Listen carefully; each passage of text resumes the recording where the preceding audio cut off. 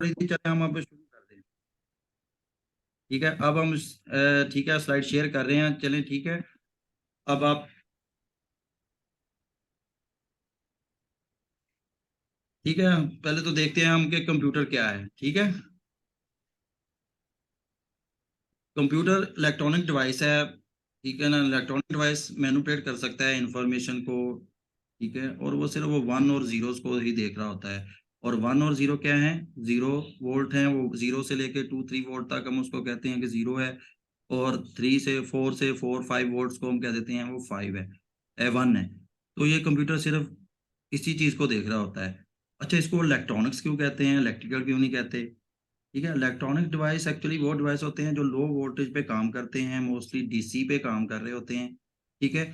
और वो flow control करते हैं। इलेक्ट्रॉन का फ्लो कंट्रोल करते हैं कि इस डिवाइस की तरफ आप इन्फॉर्मेशन ले जाएँ, इस डिवाइस की तरफ इन्फॉर्मेशन ले जाएँ, ये मैनिपुलेशन कर दें। 1001 की शक्ल में ही कर रहे होते हैं, वोल्ट्स को ही कंट्रोल कर रहे होते हैं।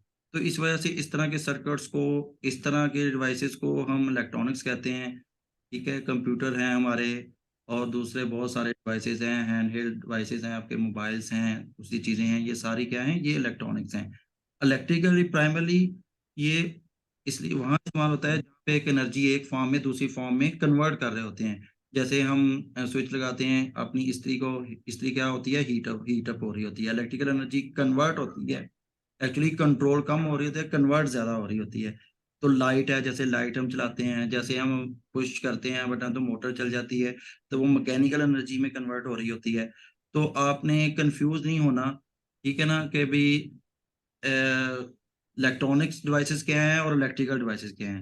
इलेक्ट्रॉनिक डिवाइसेज़ मोस्टली डीसी होती हैं, लो वोल्टेज पे काम करती हैं, ठीक है। जब एनर्जी की जनरेट होती है तो वो ज़्यादा वोल्टेज में होती है, फिर वो हाई वोल्टेज में ट्रांसफ़र की जाती है। फिर घरों से पहले एक ट्रांसफ़ार्मर लगा होता है, 11 किलो वोल्ट से वो कम करके 220 वोल्ट कर देता है। 220 वोल्ट फिर हमारे घरों में आती है, 220 वोल्ट को पे हम जब अपना सिस्टम लगाते हैं, कंप्यूटर लगाते हैं, कुछ मशीनें 220 पे चल रही होती हैं, कंप्यूटर हमारा 220 कनेक्ट करता है, लेकिन आगे सप्लाई लगी होती है, पावर सप्लाई, जो उसको कन्वर्ट करती है लो वोल्टेज पे ताकि हमारा इलेक्ट्रॉनिक सर्किट उस पे चल सके। तो इस वजह से कंप्यूटर्स को, इस तरह के डिवाइसेज़ को इलेक्ट्रॉनिक डिवाइसेज़ कहा जाता है, ना कि इलेक्ट्रिकल डिवाइसेज़। तो आपको जहाँ भी हो, आपको पता हो आपके इलेक्ट्रिकल नहीं है, ये इलेक्ट्रॉनिक्स है और इलेक्ट्रॉनिक्स और इलेक्ट्रिकल में क्या फ़र्क है। इसी तरह एग्ज़ाम्पल्स हैं इलेक्ट्रिकल डिवाइसेज़ की, ट्रांसफ़ार्मर्स हैं, हीटर्स हैं, लैंप्स हैं, मोटर्स वग़ैरह हैं, ये सारी क्या हैं? ये इलेक्ट्रिकल डिवाइसेज़ हैं। और इलेक्ट्रॉनिक्स में मोबाइल्स आ जाते हैं, कंप्यूटर आ जाते हैं, इवन के वॉशिंग मशीन इलेक्ट्रिकल डिवाइस है, लेकिन बीच में जो कंट्रोलर लगा होता है छोटा-सा, वो डीसी कन्वर्ट करके उसको दी जाती है, वो एज़ अ इलेक्ट्रॉनिक डिवाइस भी उसके साथ काम कर रहे होते हैं, कॉम्बिनेशन भी होते हैं इलेक्ट्रिकल और इलेक्ट्रॉनिक डिवाइसेज़ के किसी मशीन्स में, ठीक है? तो हम आगे इसको देखते हैं कि आगे कंप्यूटर की टाइप्स। मोस्टली कंप्यूटर को हम ना 3 ही किस्मों में डिवाइड करते हैं, जो उसके साइज़ और उसके हिसाब से होता है। एक जो होते हैं पर्सनल कंप्यूटर्स होते हैं, ठीक है? जो हम घरों में इस्तेमाल करते हैं, उनको इस वजह से पर्सनल कह देते हैं कि वो घरों में हर बंदा पर्सन इस्तेमाल कर रहा होता है, ठीक है? तो जैसे लैपटॉप है, आपका डेस्कटॉप कंप्यूटर है, कोई छोटे से कंप्यूटर हैं जिसके साथ स्क्रीन है और वो लगी हुई है, ठीक है? और जो आपके मोबाइल्स हैं, वो भी तकरीबन पर्सनल कंप्यूटर्स ही हैं, उसमें भी एक छोटी-सी प्रोसेसिंग यूनिट लगा होता है, रैम कम होती है, वो कम होती है, लेकिन वो भी एक पर्सनल कंप्यूटर्स के टाइप है, ठीक है? और ये जनरल पर्पस होते हैं, जनरल पर्पस का मतलब ये है कि इस पे हम कई काम कर सकते हैं, वर्ड खोल लें, मोबाइल पे जैसे कॉल कर लें, दूसरे डॉक्यूमेंट भी खोल लें, इसी तरह कंप्यूटर पे हम एक्सेल की शीट्स पे काम कर सकते हैं, इंटरनेट से कनेक्ट कर सकते हैं, गेम्स खेल सकते हैं। तो जनरल पर्पस का मतलब है कि वो बहुत सारी जनरल चीज़ें जो कर रहे होते हैं, तो इस वजह से इन्हें जनरल पर्पस कंप्यूटर्स या पर्सनल कंप्यूटर भी कहते हैं। दूसरी कैटेगरी एम्बेडेड सिस्टम की है। एम्बेडेड सिस्टम क्या होते हैं? ये छोटी-छोटी चिप्स होती हैं, जो सिंगल पर्पस होती हैं। मतलब ये है कि वो जनरल पर्पस काम नहीं करती, वो 1 या 2 या 4 कामों के लिए डिज़ाइन होती हैं और वो वही काम कर रही होती हैं, प्रोग्रामर उसको उस लिए प्रोग्राम करता है। कि वो काम करती रहे। जैसे कि गाड़ियों में आपने देखा होगा, गाड़ियों में बहुत सारे कंप्यूटर पार्ट लगे होते हैं, वो एम्बेडेड होते हैं, वो स्पेसिफिक काम करते हैं। उसका कोई प्रॉपर इंटरफ़ेस नहीं होता कि आप उसको कस्टमाइज़ कर सकें, मोस्टली ज़्यादा से ज़्यादा ये होता है कि आप उसको रीसेट कर सकते हैं, तो वो अपनी मेमोरी से रीसेट कर लेता है। ठीक है? इसी तरह बहुत सारे हैंडहेल्ड डिवाइसेज़ हैं, ओवन हैं, घर में रेफ्रिजरेटर्स हैं, ठीक है? इस तरह की चीज़ें जितनी हैं, खिलौनों में भी आते हैं, बहुत सारे आपके बैरोमीटर, प्रेशर गेजेज़ हैं, उनमें भी छोटी-छोटी माइक्रोचिप्स लगी होती हैं, जिनको प्रोग्राम्ड किया जाता है, ठीक है? तो वो भी एक कंप्यूटर की टाइप्स हैं, जिनको एम्बेडेड एम्बेडेड का मतलब है किसी चीज़ में शामिल कर देना कि उसका एक छोटा-सा पार्ट बना देना, एम्बेड कर देना, ठीक है? तो आगे बाकी दूसरे मेन फ्रेम कंप्यूटर हैं या सर्वर्स हैं। Main frame computer actually excuse me sir, जी सर। सर स्लाइड मूव नहीं हो रही, नेक्स्ट स्लाइड के ऊपर नहीं है सर आप। अब मेरे पास तो नेक्स्ट स्लाइड आ रही है। लेकिन सर हमारे पास शो नहीं हो रही, शायद मेरे पास नहीं हो रही शो। अच्छा, मैं इसको दोबारा अभी अभी अभी हम सेकंड स्लाइड के ऊपर आए हैं, अब सही है।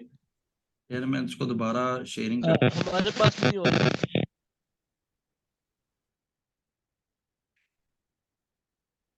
ठीक है, मैं इसको दोबारा देखता हूँ।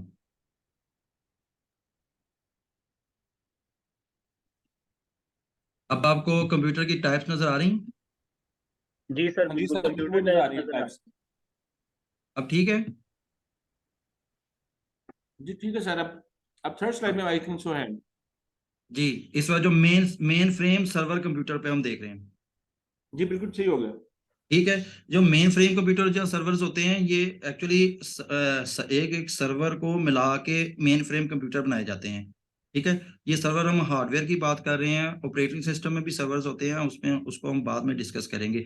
ये आप समझ लें कि उनके कंप्यूटर की टाइप्स हैं, उनके साइज़ और उनकी जितनी पावर है, कंप्यूटिंग की पावर के हिसाब से जितनी टाइप्स हैं। ठीक है? पर्सनल कंप्यूटर्स हैं, वो मीडियम होते हैं।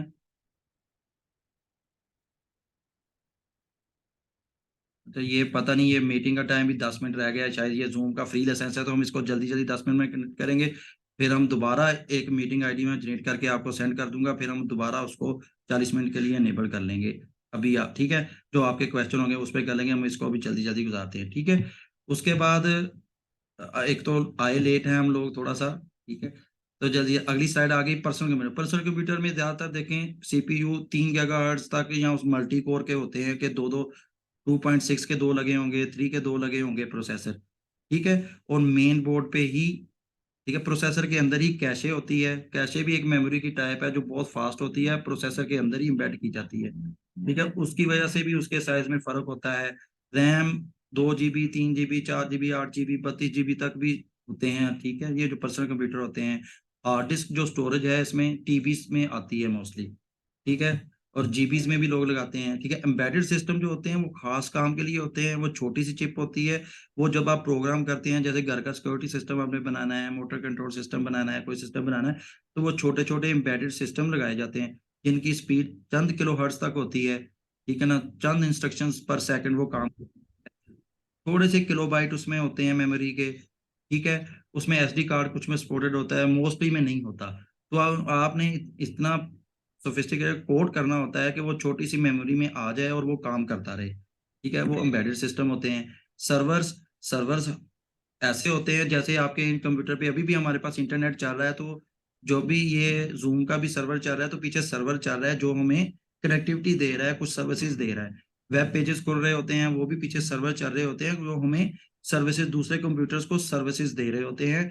ये हाई पावर होते हैं, इसमें मल्टीपल प्रोसेसर्स होते हैं, मल्टीपल हार्ड डिस्क लग सकती हैं। रेट कंट्रोल का फीचर ये होता है कि आप लाइव एक हार्ड डिस्क खराब हुई है, तो चलते हुए कंप्यूटर में से एक हार्ड डिस्क निकालेंगे, दूसरी हार्ड डिस्क लगा देंगे, तो वो कंप्यूटर चल रहा होगा, ठीक है? मल्टीपल पावर सप्लाइज़ होती हैं इसमें, एक सप्लाई बंद भी हो जाएगी, दूसरी सप्लाई क्या हो जाएगी? दूसरी सप्लाई पे चलता रहेगा। तो लाइव आप सप्लाई उसकी चेंज कर सकते हैं, सर्वर बंद नहीं होते, तो ये उनके बहुत सारे फीचर्स होते हैं, इसलिए थोड़े से कॉस्टली होते हैं, ठीक है? तो ये आपको मेजर उनमें थोड़ा-सा फ़र्क नज़र आ गया, ठीक है? उसके बाद है क्या? कंप्यूटर कॉम्बिनेशन होता है हार्डवेयर और सॉफ्टवेयर का। सॉफ्टवेयर के बगैर हार्डवेयर नहीं चलता, हार्डवेयर के बगैर सॉफ्टवेयर भी नहीं चलता।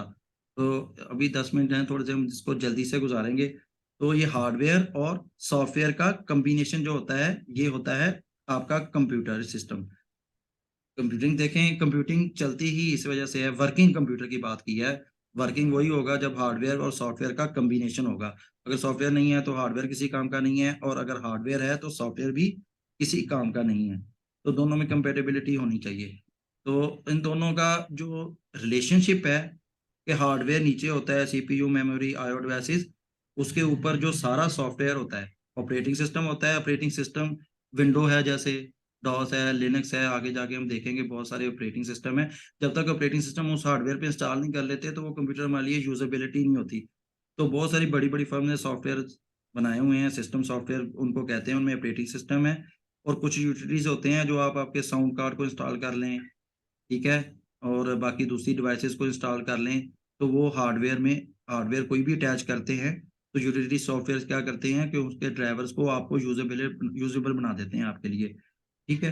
तो उसके ऊपर फिर एप्लीकेशंस आप इंस्टॉल करते हैं, वो ऑपरेट देखें डिपेंड कर रही होती है ऑपरेटिंग सिस्टम पे, ठीक है? लिनक्स का है तो आप एप्लीकेशन जो वर्ड की करेंगे, एमएस ऑफिस करेंगे या गेम करेंगे, वो लिनक्स ऑपरेटिंग सिस्टम को सपोर्ट करती होगी तो चलेगी। फ़ोटोशॉप है, आप अगर आपने ऑपरेटिंग सिस्टम से रिलेटिव नहीं लिया तो वो फिर अब नहीं चलेगा, ठीक है? तो वो डिपेंड कर रहा होता है ऑपरेटिंग सिस्टम पे, ठीक है? तो लेकिन ये देखें हार्डवेयर जो कुछ भी है, लेकिन most of the part is the blue and ठीक है ना? दूसरा ब्लू, ये सारा कुछ क्या है? ये डेवलपर्स ने कोड लिखा हुआ है, ठीक है? कंप्यूटर को बताया गया है, कंप्यूटर स्मार्ट नहीं होते, ठीक है? They are smart because we told them कि वो स्मार्ट हों, ठीक है? उन्हें लिखा गया है, उन्हें बताया गया है कि आपने स्मार्ट होना है, वो वैसे डम्ब मशीन है, ठीक? हम आगे चलते हैं, ठीक है? हार्डवेयर में इम्पोर्टेंट चीज़ें जो देखनी होती हैं, आप बाज़ार जाते हैं, क्या चीज़ें देखनी होती हैं, आपने देखना होता है सीपीयू। सीपीयू गीगाहर्ट्ज़ होता है, उसकी फ्रीक्वेंसी मोस्टली पहले मेगाहर्ट्ज़ में भी आते थे।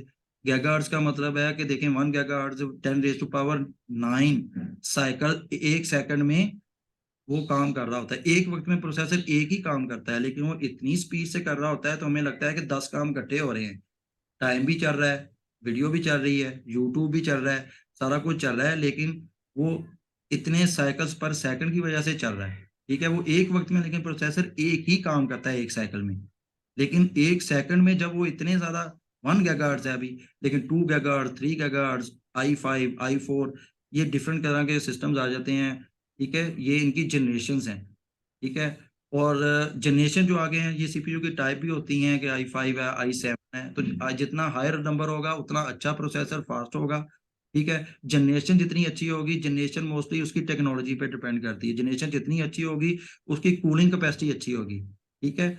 फॉल्ट टॉलरेंस अच्छा होगा, क्योंकि इसने जब काम कर रहे होना है, कुछ फॉल्ट भी आने हैं, तो उसको रिजेक्ट कर रहा होता है, तो स्पीड में फ़र्क आ जाता है, ठीक है? और फिर कैशे भी मसला करती है कि हर प्रोसेसर के अंदर एक कैशे बिल्ड होती है, छोटी-सी मेमोरी बिल्ड होती है, वो जितनी अच्छी हो जाए, उतनी अच्छा है। तो जब आप सीपीयू लेने जाएँगे या आप सीपीयू डिसाइड करेंगे, आप उससे पूछेंगे, "अच्छा, ये कितने गीगाहर्ट्ज़ का है और इसकी कैशे कितनी है?" 2 इम्पोर्टेंट पैरामीटर हैं, ठीक है? कैशे अच्छी हो तो अच्छी है। ठीक है? उसके बाद रैम, रैम बड़ी इंपॉर्टेंट रोल प्ले करती है, ठीक है? शॉर्ट टर्म मेमोरी है, जो भी काम प्रोसेसर ने करना है, वो उसने रैम में करना है, क्योंकि प्रोसेसर की देखें स्पीड ज़्यादा है। अगर वो हार्ड डिस्क से कहीं से डाटा कर रहा है, तो वो उसकी स्पीड का बॉटलनेक आ जाता है, वो चीज़ें उस तरह कर ही नहीं पाता। उसको जल्दी डाटा चाहिए, जल्दी डाटा के लिए उसको रैम लगाई जाती है। जो भी आपका काम होता है हार्ड डिस्क से नहीं होता, वो हार्ड डिस्क आपकी स्टोरेज के काम आती है। जस्ट आपने जो कुछ भी लोड होना होता है, वो रैम में लोड होना होता है और सीपीयू ने रैम से कम्युनिकेट करके काम करना। आपने वर्ड खोला तो वो रैम में लोड होगा। आपने कोई चीज़ें भी जो चल रही हैं, वो रैम में लोड होती हैं। ठीक है? इसको वर्किंग मेमोरीज़ भी कहते हैं। ये अप टू सम जीबीज़ होती हैं पर्सनल कंप्यूटर्स में, लेकिन बड़े बड़े कंप्यूटर में ये बहुत ज़्यादा कैपेसिटी होती है, मॉड्यूल छोटे-छोटे लाके एक्सटेंड हो सकती है। ठीक है? ये फाइलें सेव नहीं कर सकती, कंप्यूटर बंद होता है तो ये वॉश हो जाती है, वोलेटाइल मेमोरी होती है। ठीक है? चीज़ है हार्ड डिस्क। रैम में भी आपने देखना है 4 जीबी हो जाए, 8 जीबी हो जाए तो अच्छा है। ठीक है? 4 जीबी में अगर आपने विंडो 10 कर लिया है तो आधी स्पेस वो विंडो आपका वो ही ले रहा होता है। क्या? आधी स्पेस तो वो ऑपरेटिंग सिस्टम ले जाता है। तो आपके प्रोग्राम लोड होने हैं, फिर ग्राफिक कार्ड भी अगर मेमोरी शेयर कर रहा है, तो वो भी कुछ स्पेस ले लेता है, तो आपके सिस्टम स्लो होना शुरू हो जाता है। तो ये 2 चीज़ें बड़ी इंपॉर्टेंट हैं।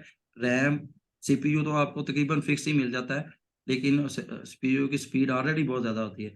हमें रैम को एडजस्ट करना पड़ता है कि रैम हम ज़्यादा कर लें, हार्ड डिस्क। अच्छा, हार्ड डिस्क बड़ा इंपॉर्टेंट रोल प्ले करती है, क्योंकि फाइलें आपकी सेव होती हैं इसमें, जब कंप्यूटर बंद हो जाना है, इस पे सेव हो जानी है। तो लोड करते हुए इसको टाइम लगता है हार्ड डिस्क से, ठीक है ना? ये पहले एचडीडी होती थी, हार्ड डिस्क ड्राइव। ये स्लो हैं लेकिन सस्ती हैं। तो इस वजह से ठीक है, ये भी स्टोरेज के लिए इस्तेमाल होती हैं। इससे डाटा उठ के आता है। तो आपका कंप्यूटर अच्छा होने के लिए हार्ड डिस्क अच्छी होनी चाहिए। हाँ, लेकिन अगर एसएसडी हो जाएगी तो वो ज़्यादा अच्छा है। वो सॉलिड स्टेट है, उसमें कोई मूविंग पार्ट नहीं होते। इस वजह से वो रैम की तरह ज़्यादा फ़ास्ट होती है। तो वो अबाउट 20 टाइम्स मोर फ़ास्ट होती है देन, ठीक है, आम ट्रेडिशनल हार्ड डिस्क के। तो आप क्या करते हैं, कॉम्बिनेशन रखते हैं जहाँ पे आपने सिस्टम को वो प्रोग्राम जो आपको रेडी चाहिए होते हैं, इंस्टॉल किए होते हैं, जैसे आपने कोई विजुअल स्टूडियो कर दिया है या कोई आपने ऑफ़िस ऑफ़िस इस्तेमाल करना है, जो इंस्टॉलेशन कर रहे होते हैं वो आप मोस्टली एसएसडी में कर रहे होते हैं, ऑपरेटिंग सिस्टम भी एसएसडी में कर रहे होते हैं। क्योंकि कंप्यूटर जब चलता है तो आप देखें आम हार्ड डिस्क लगी होगी तो कितनी देर के बाद विंडोज़ सामने आती है। लेकिन एसएसडी लगी होगी तो फ़ौरन सामने आ जाती है, क्योंकि उसमें ऑपरेटिंग सिस्टम भी हार्ड डिस्क या एसएसडी से ही लोड करना होता है, ठीक है? तो इसलिए एसएसडी दोनों कॉम्बिनेशन इस्तेमाल कर सकते हैं, इंस्टॉलेशन के सॉफ्टवेयर एसएसडी में रखें और उसमें रखें, बहुत इम्पोर्टेंट है। इसी तरह जीपीयू भी बड़ा इम्पोर्टेंट है, ग्राफिक कार्ड। ग्राफिक कार्ड क्या करता है, ग्राफिक कार्ड में अपने प्रोसेसर लगे होते हैं, ठीक है? तो जो इन्फॉर्मेशन होती है, सीपीयू ने तो क्या करना है, मेमोरी में काम कर रहा है, जो चीज़ उसने डिस्प्ले पे भेजनी है, लेकिन वो ज़रूरी नहीं है कि डिस्प्ले के बगैर भी कंप्यूटर होता है। आप डिस्प्ले उतार दें तो कंप्यूटर काम कर रहा होता है, उससे नहीं फ़र्क पड़ता कि उसको डिस्प्ले लगा है कि नहीं लगा। डिस्प्ले क्या है, जो आपका डिस्प्ले मॉनिटर है या दूसरी स्क्रीन है या एलईडीज़ हैं या आपके कार में छोटी-सी एलईडी लगी हुई है, तो वो क्या है, एक एक पोर्ट पे कनेक्ट होता है जहाँ से वो सिर्फ़ रिफ्रेश हो रहा होता है, ठीक है? उस मेमोरी पे सीपीयू लिखता रहता है, उसको कोई ताल्लुक नहीं है कि आगे वो मॉनिटर उससे पढ़ रहा है कि नहीं पढ़ रहा। तो वो मेमोरी भी अच्छी होगी, रेज़ोल्यूशन अच्छी होगी, तभी वो